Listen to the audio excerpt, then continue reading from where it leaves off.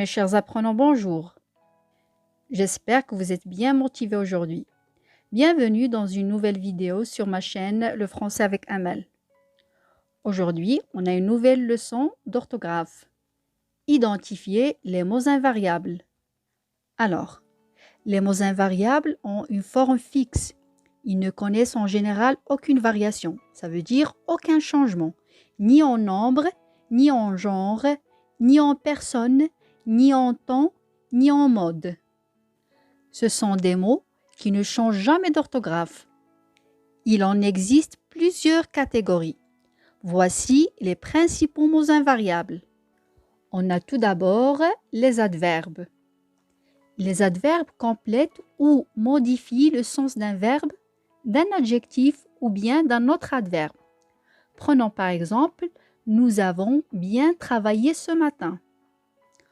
On a des adverbes de temps, de lieu ou de manière. Je vais vous citer quelques adverbes comme exemple. Vous avez lentement, demain, puis, très, ici, là, hier, dessus, dessous, mal, bien, et ainsi de suite. Puis, on a les prépositions. Les prépositions introduisent un complément du nom ou du verbe ou un complément circonstanciel. Prenons cet exemple. Sur l'eau flottent des nénuphars.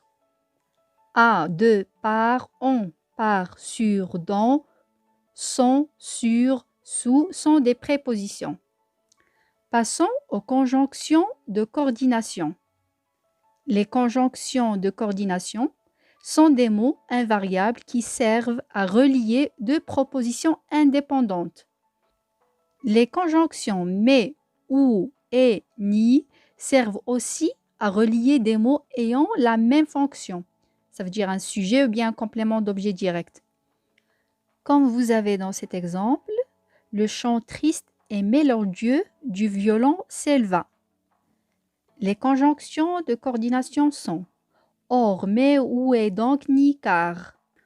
Enfin, on a les conjonctions de subordination, telles que, comme, quand, parce que, lorsque, étant donné que, si, et ainsi de suite.